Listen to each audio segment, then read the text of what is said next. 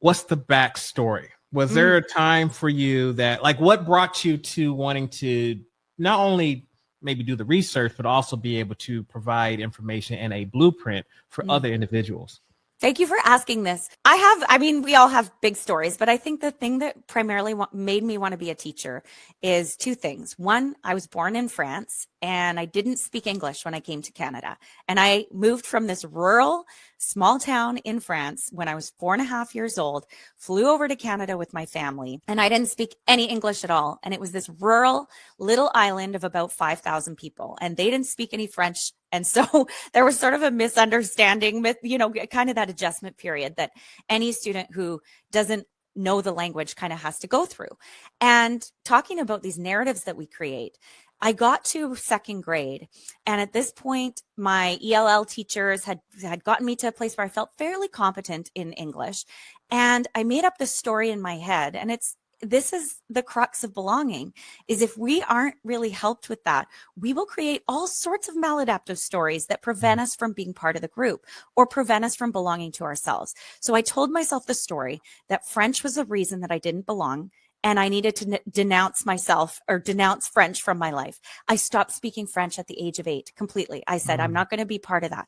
And I think a lot of people will remove themselves from their cultures or feel like they need to assimilate in order to be part of the group. And I remember that feeling of loneliness and feeling like I needed a reason to attribute to that feeling. And so I sort of blamed French. Full circle, I ended up being a teacher. And at the beginning of my career, about 20 years ago, there weren't jobs. And I live in Canada, and the second language is actually French. And of course, where were the jobs but French immersion? So full circle, at about 23 years old, I became a French immersion teacher, and I taught French immersion for about 10 years. So I think in many ways, life kind of handed me these cards, and it taught me that actually that very thing that I had rejected as part of my identity became a lifeline in many ways. So that's one of the reasons. I have more, and I speak to a beloved teacher, Mr. Graham, who made a huge impact on my life when I was struggling through some identity things. My home life was not ideal when I was younger and going through school. And so he was a really huge part of creating community and belonging for me. And we remained friends after high school, and he was just a very, very dear friend. And so that's also a piece, as well as having that amazing inspiration in terms of teachers too. So your own thank you for sharing, by the way. Your own personal story, starting off, you said moving to Canada at the age of 4, and going to I don't know, identity where it's like French is not something I want to hold on to. I'm going to go with what everything else is so I can fit in.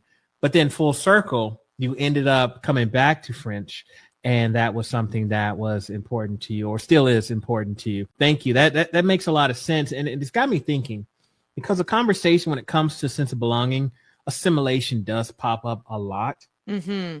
If I'm thinking about it from a self-regulation, because we're talking about ourselves, starting this off, how important is it to consider assimilation when it comes to regulating ourselves? Because if we're trying to create a sense of belonging, are we looking to change culture, or are we looking to assimilate to a certain culture? I guess that's the question I'm trying to ask. Sheldon, this is so big, and I grapple with this a lot. I really do. This is a really interesting question, because I think when we hear that word assimilation, of course, we don't want that. You want to maintain your own integrity. You want to have your own cultural values. You want to hang on to that. And this is something that I didn't write a lot about in the book, but this is sort of what I believe, that we need to have the capacity to be fluid in different environments. And in order to do that, we need to be able to wear different hats. So I say this to my own children. I say this to my students in my classroom or to the people that I'm coaching. I'll say sometimes we wear, like, if you think about it, drill it down to really basic, we won't wear the same hat, meaning we're not going to speak the same way. We're not necessarily going to dress the same way in front of our grandparents versus our 8th grade friends. It's a very different clientele. And while you can maintain that essence of who you are deep down, that doesn't change. Sometimes the world requires us to wear different hats at different times. And if I can think about it that way, it feels less like assimilation, and it feels more like broadening our language, broadening our capacity for being fluid with the ability to maintain our integrity through it. As parents, as teachers, we give our students the most tools because the world kind of sees things as particular ways. So we are able to have certain tools at our fingertips if we have that broad perspective versus narrowing the perspective and saying, I only wear one hat and that is the only way that I can navigate through the world. I'm not sure if it's the right way. What it does is it creates opportunities and choice. And if we can choose, then we can choose to wear one particular hat in any given circumstance. But that's a choice. It's not a default, and it's with intention, if that makes sense. I'm with you. Yeah. Okay, that makes sense. So I've had conversations with individuals because, again, centering around sense of belonging. And there's that conversation. It's like, well, here's a student. This is a home life upbringing that they have. They want to be able to do whatever they do at home. They want to be able to do that in the hallways and at school. And that doesn't always line up with the overarching school culture. But then we're saying, well, sense of belonging. Yeah. They should be able to be themselves. Uh-huh. And so I remember having conversations with I had a conversation with an assistant principal one time. And his thing was, for example, a lot of his students listen to rap music at home, and they playing it in the hallways, they're playing it in the classrooms, and they're singing the songs, they're singing the lyrics, and they want to be able to use that language in school. And his thing was, there's a time and a place. Right. Said you can do what you want to do. However, you also need to be prepared for whatever happens afterwards. So there's ultimately a time and a place. So some of the things I just heard you say was kind of seemed a little similar to the idea of, yes, we want you to be yourself, no matter your background, identity, language, customs, traditions. Yeah. However, you have to be able to navigate. And I don't know if I have the answers. Like, I really don't. We're all navigating it. But what's clear is creating a sense of intention, understanding that every behavior is a choice. And if you choose to listen to rap music, then that's ultimately a choice that you have.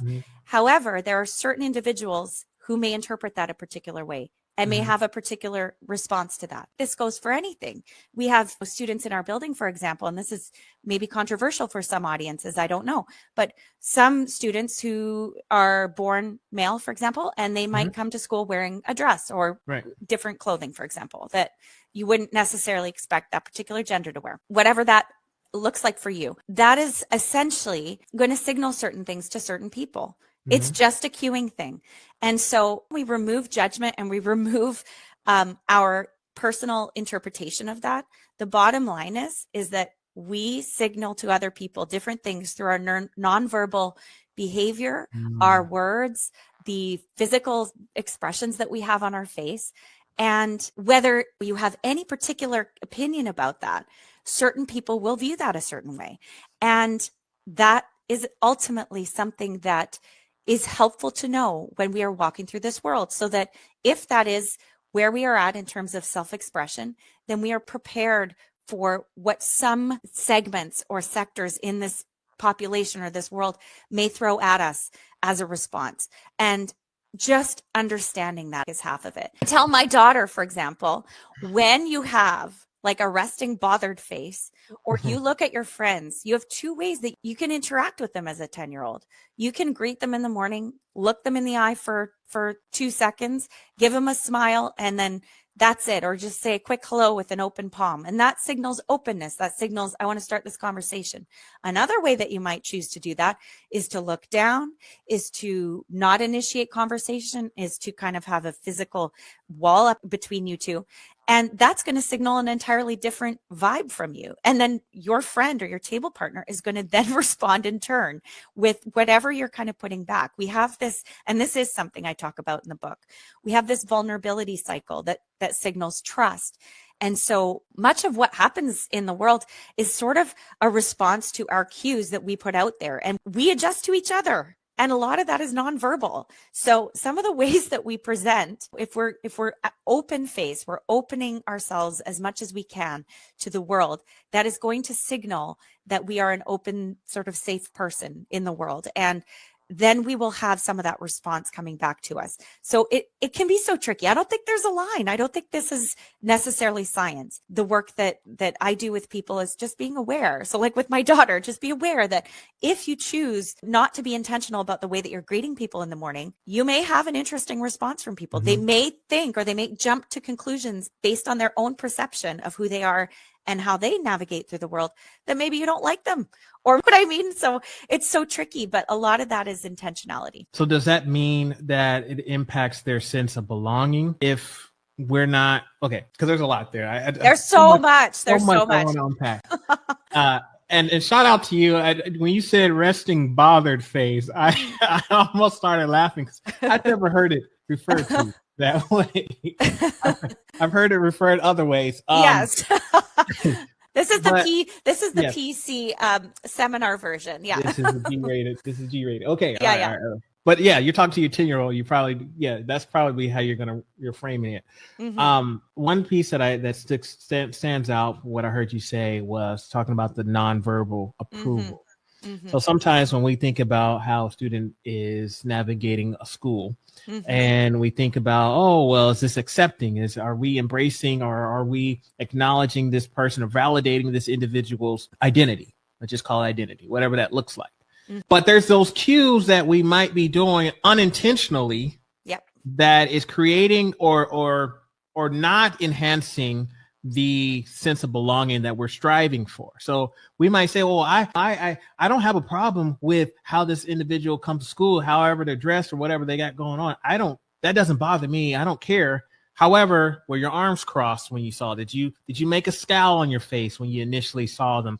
Did that student receive the message that they really are welcomed within the school when they walked in? Or did you provide some sort of nonverbal cues that showed your disapproval? So maybe you didn't say anything, but your actions spoke something else. Exactly. And I think that's the piece, that if we can teach our students, and we can teach our colleagues, we can teach our leaders just a little bit about that nonverbal, like you said, the recognition. And some of that is really simple. It can be in the head nod. It can be instead of crossing your arms, or in a parent-teacher potentially conflictual conversation. Maybe you have a student who's done something wrong. You've asked the parents to come in. If you're a leader or a teacher, maybe don't put a table in between you. It signals separation. It signals conflict. The only time that we are really face-to-face like that is if we're going to kiss, actually, is what the research says, or we're going to have a fight.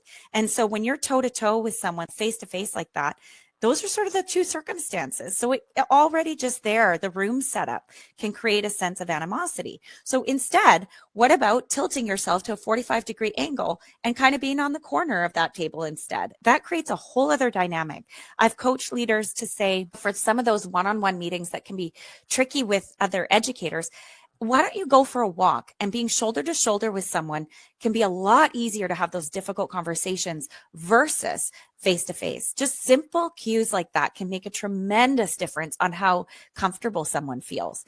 And when someone feels like you genuinely care about them, and this is the matrix of trust, right? The three things: you genuinely care about them, and you have their best interest in mind. So that's benevolence. The second one is competence. So you build trust by truly showing up for your students, truly showing up for your staff. And then the third piece is integrity. Do you say what you mean? And do you do what you say? And those three things can create a sense of trust. And when somebody trusts you, a lot can get done. Like, some amazing things can happen. And there can be a lot of flex and flow, but trust is that key to building belonging. And you can't really build trust with people if you don't know yourself first. You kind of need to know what you're about. But after that, if people trust you, they'll come on the journey. They'll get enrolled with you. If you can get to a place where everyone on the team, whether that's students, educators, parents, are kind of headed in the same A to B direction, then really that's where the great stuff happens, right? We're all aligned in the same direction. I love this. Okay. One of the things that you said that really stood out to me in that response was the idea of, sometimes as principals, we got some difficult conversations to have with staff. You bet. And typically, we send them to my office. And so they sit down and they're in that space, you close the door. And so sometimes a staff member might already be in defense mode, or they're already kind of uneasy because, oh no, the principal wants me. What do they want? I like the idea of taking a walk. Mm-hmm. Hey, you got 5 minutes? Let me go chat. Can we chat? And then taking a walk, like you said, side by side might present or lessen the load or barriers that might be, or walls that a staff member might put up because they are afraid that they might be in trouble. Mm-hmm. Are there some other benefits to the relationship? It really depends on what your leadership style is, right? Mm-hmm. I think at the end of the day, if you're strong arming, your leadership through hierarchy and status, you're going to come up with some problems because people are maybe going to see that signal and go, I have a natural propensity to want to fight against that, or I'm not great with authority roles. So I would argue that probably coming alongside people is going to be your best bet for having behavioral change anyway. But if you choose to be the kind of leader who is very top down and hierarchical, yeah, maybe it does put a little wrench in the plans. I mean, at the end of the day, it's not a democracy. And most leadership isn't, and it shouldn't be, because sometimes you have to make decisions and you have to say no. If you can do it from a place where people understand, and I've worked for many different leaders, and I've had to guide teams too. And if you can get to a place where people will accept the fact that you say no because they know that you have integrity and you're not making some deal for somebody over here, they'll go, you know what? Yeah, she said no, or he said no to this, or he's making this call and I don't agree with it, but I respect them. I think that's where you want to get to. And there might be bumps in the road. And I think if somebody's not ready to talk, pressing pause and going, I think we need to revisit this, feel free to write some things out, write me an email, tell me where you're at, and then we can revisit. Like, giving it time is important. People get into a sense of fight or flight, and that's an ugly place to be. You can't have a conversation with someone when they are lashing out, or they're feeling like they maybe have some negative feelings that has them in that cycle of hiding or wanting to blame, or just pause, freeze, can't get their words out. You want to let people get to a place where they can really process. The other piece that's about, especially when it comes to parents, is, and this really goes for anybody sitting in front of you, but you want to signal three things. You want to say, first of all, I like you on a basic level. I like who you are. I like what you're about, like, at least, and not sandwich it in a really cheesy way, but through your vibe, like, be able to communicate that you care for this person and that they're valuable to your team. The second piece is not sugarcoating. This is the challenge I'm seeing, and checking in. Does that sound right to you? Are you seeing the same thing? Or what's the biggest challenge for you here? And then the next piece is, let's create a plan. We're noticing this specific thing is not going well. Maybe classroom management's a disaster. You're getting your report cards in late every day or every semester, and sort of targeting that specifically without sugarcoating it, and then getting to the plan and trying to get there together, saying, let's think about some solutions. I have these things in mind. Maybe you can think about some things. How does that fit for you? And being able to check in like that. Saying also, what's the biggest challenge for you? Listening deeply. It might be a time constraint, a resource constraint. Maybe they have conflict. And if you can sit and just be present while they express some of that, that's half of it. Most of us just want to be validated. We want to have somebody sit there and go, I get it. It's hard. Still not acceptable. And here's how we move forward. That's what I'd suggest.